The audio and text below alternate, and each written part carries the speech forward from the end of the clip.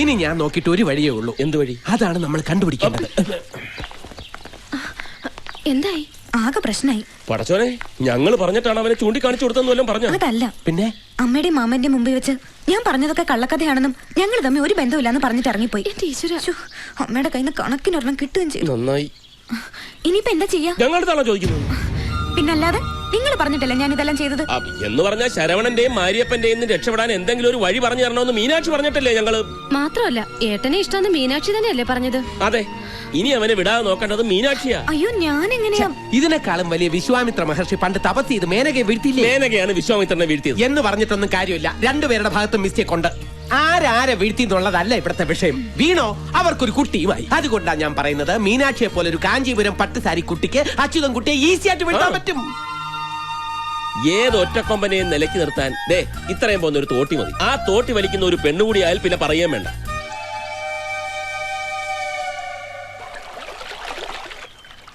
ഇങ്ങനെ കണ്ടം തടിക്ക് മുണ്ടം തടിയായിട്ട് നടന്നാൽ അവള് സത്യം പറയുന്നത് എനിക്ക് പിന്നെ എന്തോന്ന് ചെയ്യണോന്നാ? സത്യം പറ മോളെ എന്ന് പറഞ്ഞ അവളുടെ കാല് പിടിക്കണോ? പിടിക്കേണ്ടത് കാലിലല്ല, ആദ്യം ഇഷ്ടം കൂടി അവൾ അടുപ്പിച്ചെടുക്കണം. പിന്നെ മെല്ലെ മെല്ലെ നെഞ്ചിനുള്ളിൽ. തോന്നിയാസം പറഞ്ഞാലുണ്ടല്ലോ, നെഞ്ചിനുള്ളിൽ കയറി പറ്റണോന്നാ പറഞ്ഞത്.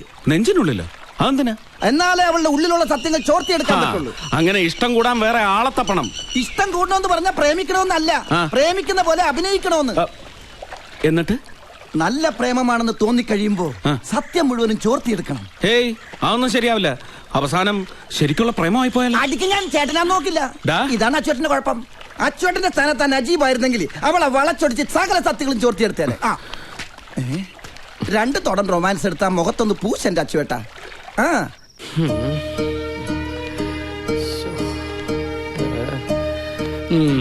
നിങ്ങൾ എന്താ ഈ കൂട്ടിലിട്ട് വരികനെ പോലെ ഇങ്ങനെ നടക്കുന്നത്? മണി എത്രയെന്ന് അറിയാവോ? കിടക്കുന്നില്ലേ? നിനക്കൊക്കെ മണിക്കണക്ക് നോക്കി ചാപ്പാടടിച്ച് കിടന്ന് ഉറങ്ങിയാൽ മതി. ബാക്കിയുള്ളവരോട് ഇരിക്കപ്പുറയില്ലാതെ കിടന്ന് വട്ടം കറങ്ങാ. അതിനിപ്പോ ഇവിടെ എന്തുണ്ടായിന്നാ? നീ എന്റെ കൂടെ ഇല്ലേ താമസം? ഇനി എന്തുണ്ടാവാൻ? കൈവിട്ടു പോയതൊക്കെ തിരിച്ചുവിട്ടെന്ന് വിചാരിച്ചതാ. നിരപരാധിയാണെന്ന് പറഞ്ഞവൻ അവളുടെ കൂടെ അടിച്ചു പൊളിച്ച് നടക്കുക. നാളെ കൂടി കഴിഞ്ഞാൽ 3 നാൾ കല്യാണം. അന്തിക്കൂട്ടിന് വന്നവൻ അമ്മയ്ക്ക് നായരായി എന്ന് പറഞ്ഞ പോലെ അവനെങ്ങാനും അവളെ കെട്ടി ഇവിടെ കയറി ഭരിക്കാൻ തുടങ്ങിയാൽ പിന്നെ ഞാൻ ഈ മീശയും വെച്ച് മുതലിയാരാണെന്ന് പറഞ്ഞ് നാട്ടുകാരുടെ മുഖത്തെങ്ങനെ നോക്കും? அந்த அச்சுதன் குட்டியை ஏன் இன்னும் இங்க குடி வச்சிட்டு இருக்கீங்க? பெட்டி எடுத்து வெளியில போடான்னு சொல்ல வேண்டியதானே? അവൻ ഇനി അങ്ങനെ പോകും തോന്നുന്നില്ല. നിർബന്ധിച്ചിറക്കി വിട്ടാലേ അവൻ ചെന്ന് നാട്ടാമ്മയോട് പരാതി പറഞ്ഞാൽ അതിനുള്ള ശിക്ഷ നമുക്ക് വേറെ കിട്ടും. அவன் போன மீனாட்சி கழுத்துல உங்க பையன் தாலி கட்டணும். அது உங்களுக்கு பிடிக்காது. அதனால தானே இப்படி சொல்றீங்க. അതേടി, കണ്ടവന്റെ കൂടെ അഴിഞ്ഞാടി നടന്നവളെ സ്വത്ത് മോഹിച്ച് എന്റെ മോന്റെ തലയെ കെട്ടി വെക്കാൻ ഞാൻ സമ്മതിക്കില്ല. ஆஹா, பாத்தீங்களா? இப்படி நினைச்சிட்டு இருக்கும்போது இந்த வீட்ல எப்படி ஒரு நல்ல காரியம் நடக்கும்? അത്രയ്ക്ക് നല്ലത് നടക്കുമെങ്കിൽ അവളെ നിന്റെ ആങ്ങളെ മാരിയപ്പനെ കൊണ്ട് കെട്ടിക്കടി. ஆஹா, ஏன் தம்பி அப்படி மாலை கட்டுறவன் கிடையாது. ആഹാ, അത് ശരി. അപ്പൊ എന്റെ മോൻ എന്താ മാനം കെട്ടവനാണ് ഒരു ചക്കാളത്തി? നീയാടി ചക്കാളത്തി. ആര് കെട്ടിയില്ലെങ്കിൽ അവളെ ഞാൻ കെട്ടും. മുറപ്രകാരം തായ് മാമനാണ് ഞാൻ. എനിക്ക് അവളെ കെട്ടാ. മനുഷ്യനെ ഭ്രാന്ത് പിടിപ്പിക്കും. പോയി കിടന്ന് ഉറങ്ങലുണ്ട്. എന്റെ ഏകാംബരം നാഥ. എന്റെ ഭഗവാനെ, നീ തരുന്ന എന്ത് പരീക്ഷണങ്ങളും സഹിക്കാൻ ഞാൻ തയ്യാറാണ്. ഒരു പ്രാർത്ഥനയേ ഉള്ളൂ, മീനാക്ഷിയുടെ കഴുത്തിൽ താലി കെട്ടുന്നത് എന്റെ മോൻ ശരവണൻ തന്നെ ആയിരിക്കണേ. എന്നോട് വഴക്കടിച്ച് വീട്ടിൽ പോലും കയറാതെ അവൻ കൂട്ടുകാരുമായിട്ട് കറങ്ങിയടിച്ച് നടക്കുകയാണ്. അവനെ നേർവഴിക്ക് കൊണ്ടുവരണേ ആണ്ടവാ.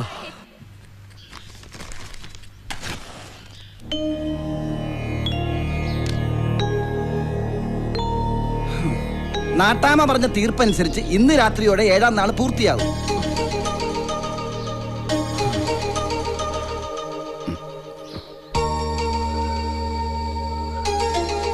എനിക്ക് തോന്നുന്നത് നമ്മുടെ പാത്തിമത്ത പറഞ്ഞതുപോലെ അച്ചുവേട്ടന്റെ കയ്യിൽ നിന്ന് പുടവ മേടിക്കാൻ പടച്ചോന്റെ ഡയറിയിൽ എഴുതിയിരിക്കുന്നത് ഈ മീനാക്ഷിയുടെ പേരായിരിക്കും. പിന്നെ പടച്ചോനാരാ പോസ്റ്റ്മാൻ വേലായുധനാ? കെട്ടിക്കാറായ പെമ്പിള്ളേരുടെയൊക്കെ പേരെഴുതിയ ഡയറിയും കൊണ്ട് നടക്കാൻ ഇനി ഇങ്ങനെ വാശി പിടിക്കണോ? നിനക്കെന്താടാ ഒരിളക്കം? ആ പാപ്പാത്തിയെ കണ്ടോണ്ട് മനസ്സിൽ എന്തെങ്കിലും വേണ്ടാതീനം കരുതിയിട്ടുണ്ടെങ്കിൽ പാപ്പാത്തിയെ കുറിച്ചൊന്നും പറയരുത്. സത്യം പറഞ്ഞ ഞാനൊന്ന് അഴിക്കാൻ വേണ്ടി അവൾ എത്ര ദിവസമായി പറയുമ്പോ കറുപ്പുടുത്തും നടക്കാൻ തുടങ്ങിയിട്ട് അച്ചുവേട്ടനെ മാത്രം ഓർത്തിട്ടാ ഞാനത് അഴിക്കാതെ കൺട്രോൾ ചെയ്ത് കടിച്ചു പിടിച്ച് നടക്കണത്. എങ്ങനെ കറുപ്പുടുത്ത്? പിന്നല്ലാതെ അത് അഴിച്ചാലല്ലേ അവൾക്ക് നാട്ടാമക്ക് പരാതി കൊടുത്ത് എന്നെ കൊണ്ട് താലി കെട്ടിക്കാൻ പറ്റുള്ളൂ. എടാ പോത്തെ, തമിഴിൽ കറുപ്പ് എന്ന് പറഞ്ഞാൽ ചാരിത്രം എന്നാണ് അർത്ഥം. ചരിത്രവും കോപ്പൊന്നുമല്ല. എടാ, ഈ പെണ്ണുങ്ങൾ കാത്തു സൂക്ഷിച്ചു കൊണ്ട് നടക്കുന്ന ഒന്നില്ലേ, അത് അതഴിച്ചു എന്ന് പറഞ്ഞ ആ പെണ്ണിനെ നശിപ്പിച്ചു എന്നാണ് അർത്ഥം. എന്റെ അമ്മോ, അപ്പൊ അച്ചുവേട്ട ആ പെണ്ണിനെ നശിപ്പിച്ചു എന്നാണ് ആ പെണ്ണ് വിളിച്ചു കൂവിക്കൊണ്ട് നടക്കണത്. സത്യത്തിൽ അച്ചുവേട്ടൻ അത് അഴിച്ചോ? ദേ ഒറ്റ തൊഴി വെച്ച് തന്നോണ്ടല്ലോ. അല്ല, അന്ന് കട്ടില് വീണപ്പോ അറിയാതെ എങ്ങനെ അഴുകി പോയോന്ന് അറിയാൻ വേണ്ടി ചോദിച്ചു. അല്ല, അങ്ങനെ അഴിച്ചിട്ടില്ലെങ്കിൽ അവളെ വെറുതെ വിട്ടാ പറ്റില്ല, പകരം വീട്ടണം. പകരം വീട്ടാനോ? അതെ, അവളുടെ കഴുത്തിൽ താലി കെട്ടി കൂടെ പൊറപ്പിച്ച് പകരം വീട്ടണം. എന്തോ? അല്ല, പകരത്തിന് പകരം വീട്ടാനുള്ള വഴി പറഞ്ഞു തന്നതാ. നിന്റെ വഴി ഉപദേശം ഒന്നും എനിക്ക് വേണ്ട. എന്താ ചെയ്യേണ്ടതെന്ന് എനിക്കറിയാം.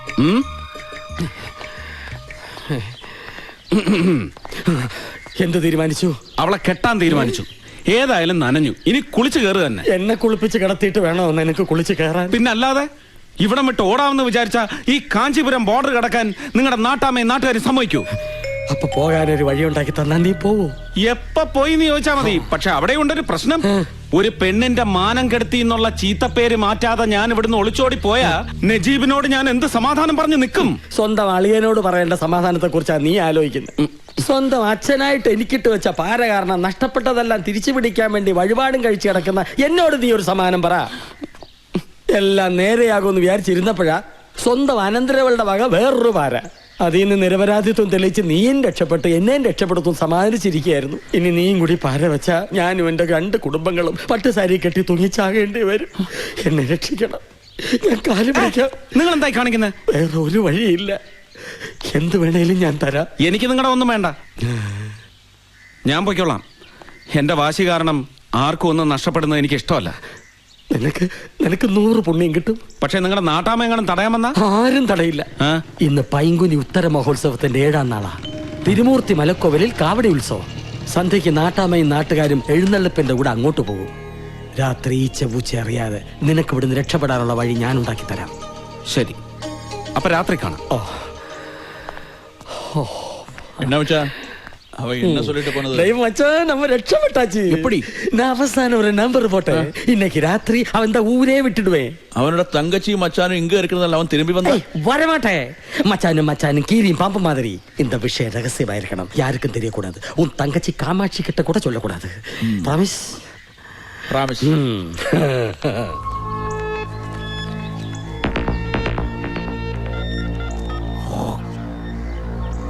முத்துப்பாண்டி, அந்த அச்சுதன்குட்டி இன்னைக்கு ராத்திரி ஊரை விட்டு போக போறான். போனா எந்த காரணத்திலும் அவன் திரும்பி வரக்கூடாது. திரும்பி வர அவ இருக்கக்கூடாது.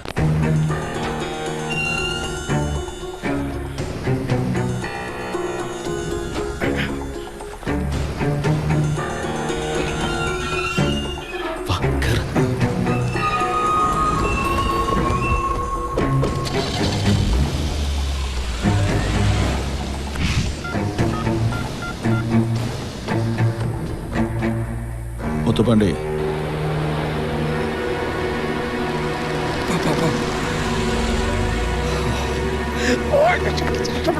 கடவுளை பக்கத்துலதான்.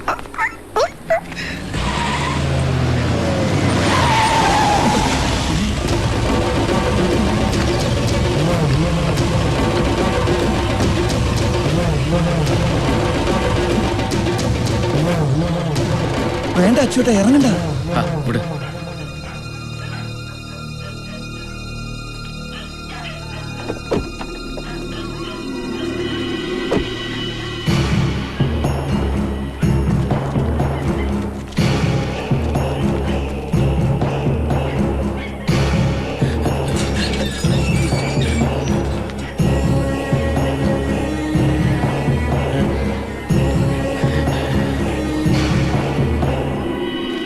யாருக்கும் தெரியாம நடு ராத்திரியில தப்பிச்சோட பாக்குறியா? உசிரோட விட மாட்டேன், தெரியுமா?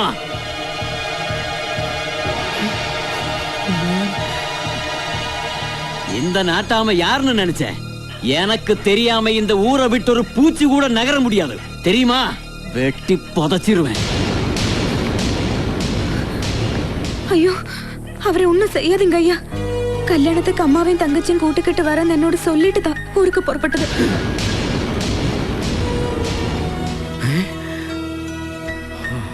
நீ சொல்றது உண்மையா? ஆமாங்க ஐயா, தயவு செஞ்சு அவரை போக அனுமதி கொடுங்க. அப்படின்னா போயிட்டு வாங்க மாப்பிள. ഏയ് അത് ശരിയാവാത്. കല്യാണം അടുത്തിരിക്കുന്ന നേരത്ത് കല്യാണ മാപ്പിള ഇത്ര ദൂരം യാത്ര പോകാൻ കൂടാതെ അല്ലേ? അത് നീയാണോ തീരുമാനിക്കുന്നത്? സ്വന്തം മച്ചാനല്ലാതെ പിന്നെ ആരാ തീരുമാനിക്കുന്നത്? ஐயா கல்யாணம் பிக்ஸ் பண்ணதுக்கு பிறகு மாப்பிள ஒரு தேசம் தாண்டி இனி ஒரு தேசம் போக கூடாதுன்னு நம்ம ஊர்ல சாஸ்திரம் இருக்கு ஐயா. എന്തെങ്കിലും സംഭവിച്ചാ ഈ പെണ്ണിന്റെ ഗതി എന്താവും നാട്ടാമേ? നജീബേ, അച്ഛൻകുട്ടി അമ്മയും പെങ്ങളെ വിളിക്കാൻ എന്തിനാ അങ്ങോട്ട് വന്നത്? ഒന്ന് ഫോൺ ചെയ്ത് പറഞ്ഞാ പോലെ. ഇത്രയും ദൂരം ഒറ്റയ്ക്ക് വരാൻ അവർക്ക് അറിയത്തില്ല. ഐഡിയ. എന്റെ പണിക്കാർ വരുന്നുണ്ട് നാട്ടാമേ, അവരോടൊപ്പം കയറി വരാൻ ഞാൻ ഫോൺ ചെയ്ത് പറയാം. നിന്റെ പണിക്കാരുടെ കൂടി ഇങ്ങോട്ട് വരുത്തണോ അതോ നേരിട്ട് ചെന്ന് വിളിച്ചോണ്ട് വരണോന്ന് ഞാൻ തീരുമാനിച്ചോളാം. അമ്മയും പെങ്ങളുവേ എന്റേതാ, നിന്റേതല്ല. உங்க மச்சான் சொல்றது நியாயம்தான். இந்த சமயத்துல நீ போக கூடாது. அம்மாவும் தங்கச்சியும் உங்க மச்சானோட வேலைக்காரங்க கூட வர சொல்லி போன் செஞ்சா போதும். இப்ப திரும்பி போங்க, போய் கல்யாணத்துக்காக வேண்டிய வேலையை பாருங்க. ஏறுங்கடா வண்டியில.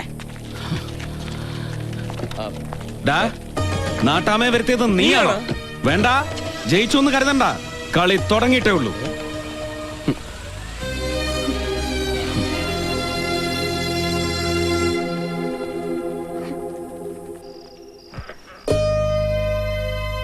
അച്ചുവേട്ടനോട് ആ പെണ്ണിനുള്ളത് ആത്മാർത്ഥമായ സ്നേഹമാണെന്നുള്ളത് ഉറപ്പാ. അതുകൊണ്ട് അവൾ ആ സമയത്ത് അങ്ങനെ വന്ന് പറഞ്ഞത്. ഇല്ലെങ്കിൽ നാട്ടാമയുടെ ഗുണ്ടകൾ നമ്മളെ വെട്ടിക്കീറുമായിരുന്നില്ലേ? എന്താണ് ആലോചിക്കുന്നത്? അല്ല, മുതലിയാരുടെ ഒത്താശയോടെയാണ് നമ്മൾ ഇവിടെ നിന്ന് ഇത്രയും രഹസ്യമായി രക്ഷപ്പെടാൻ ശ്രമിച്ചത്. ഈ വിവരം നജീബ് എങ്ങനെ അറിഞ്ഞു? ഞാൻ പാപ്പാത്തിയോട് യാത്ര ചോദിച്ചിരുന്നു. ഒരലക്കയമ്മച്ചേരും.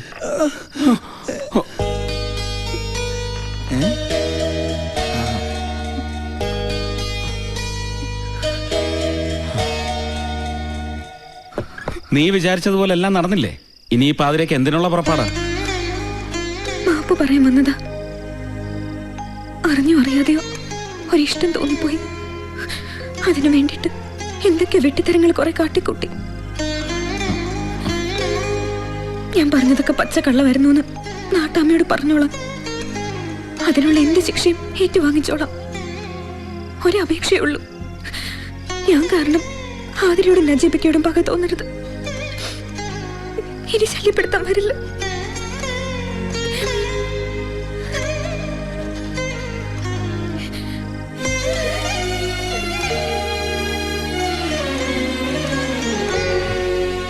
രാത്രി മുഴുവൻ തൂക്കം കെട്ടത് താമിച്ചോ. எல்லாமே தொலைச்சது அவனோட மச்சான் தான், அந்த நஜீப். അവനൊക്കെ ഒരു സൂട് പോരട്ടുമാ. போடணும்டா. மச்சானுக்கு மச்சான் எதிர்த்தா. அது நமக்கு நல்லதா போச்சு. ஒரே கல்லால 2 மாங்காவை அடிக்கலாம். அடிச்சிடுறேன். ஆனா இதுக்கு பின்னால நான் இருக்கேன்னு வெளியில யாருக்குமே தெரியக்கூடாது. Okay okay.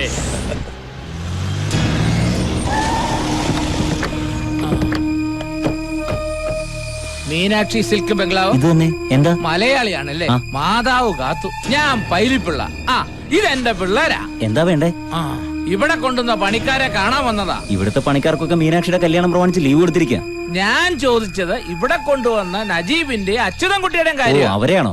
നജീബ് ഇവിടുത്തെ പുറയിലെ ഔട്ട് ഹൗസിലാ. അച്യുതൻകുട്ടിയോ? പുള്ളിക്കാരന്റെ അപ്പുറത്തെ മുതലിയാർ ബംഗ്ലാവിലാ. ഞങ്ങൾക്ക് ആദ്യം കാണേണ്ടതാ നജീബിനെയാ. ആളിവിടെ ഇല്ലെന്നാ തോന്നണത്. പറഞ്ഞ അവധി കഴിഞ്ഞ കടം വാങ്ങി 10 ലക്ഷം പലിശ നജീബ് തന്നില്ലെങ്കിൽ അച്യുതൻകുട്ടി തരാന്നല്ലേ പറഞ്ഞത്? അവധി കഴിഞ്ഞല്ലോ, ഇനി എന്തിനാ നജീബിനെ കാണുന്നത്? അച്യുതൻകുട്ടിയെ കണ്ടാ പോലെ. അതങ്ങനല്ലടാ. അവധി കഴിയും മുമ്പ് നജീബ് ഇങ്ങ് വിട്ടു പോന്നില്ലേ? അതുകൊണ്ട് അവധി കഴിഞ്ഞു വരും അവനെ കണ്ടു പറഞ്ഞിട്ട് 2-1 അറിഞ്ഞിട്ട് അച്യുതൻകുട്ടിയെ കാണുന്നതല്ലേ മര്യാദ? അതാ നജീബിന്റെ മറ്റവനല്ലേ? നിക്കടാ. എന്താ സിഎംഎ? നാട്ടിൽ നിന്ന് ആ പൈലിപ്പിള്ളയും ഗുണ്ടകളും വന്നിട്ടുണ്ട്. ഈശ്വര, എന്നെ കണ്ടു കാണുമെന്തോ. കണ്ടാലെന്താ? കാശ് കൊടുത്ത് ആരുടെയും കയ്യും കാലും തല്ലി ഓടിക്കുന്ന പാർട്ടികളാ. അതിന് സിഎം എന്തിനാ പേടിക്കുന്നേ? പറഞ്ഞതുപോലെ ഞാനെന്തിനാ പേടിക്കുന്നേ? നീ എന്തിനാടാ ഞങ്ങളെ കണ്ടപ്പോ ഓടി? ഞാൻ നിങ്ങളെ കണ്ടില്ല, നിങ്ങൾ എന്നെയാ കണ്ടത്. അതുകൊണ്ടല്ലേ ഓടിയത്. എന്താ പൈലിപ്പിള്ള ചേട്ടാ ഇവിടെ? നജീബിനെ ഒന്ന് കാണാനാ. നജീബ് ഇവിടെ ഇല്ല. കാർപ്പന്റേഴ്സിന് ഏർപ്പാടാക്കാൻ സിറ്റി വരെ പോയിരിക്കും. ഏത് സിറ്റി പോയാലും ഞങ്ങൾ കണ്ടുപിടിച്ചോളാം. എന്താ കാര്യം? ഞാനും അച്യുതൻകുട്ടിയും തമ്മിൽ ഒരു കരാറുണ്ട്. അത് പ്രകാരം അച്യുതൻകുട്ടി എനിക്ക് കാശ് തരും. ഞാൻ നജീബിന്റെ കണക്ക് തീർക്കും. കാണിക്കല്ലേ? മലയാളം ആരെങ്കിലും ഉണ്ടെങ്കിൽ ഓടിവായോ, രക്ഷിക്കണേ. ഞാൻ നിരപരാധിയാണ്. അച്ഛാ വേണ്ട നജീബ്. തിരിയടാ വണ്ടി.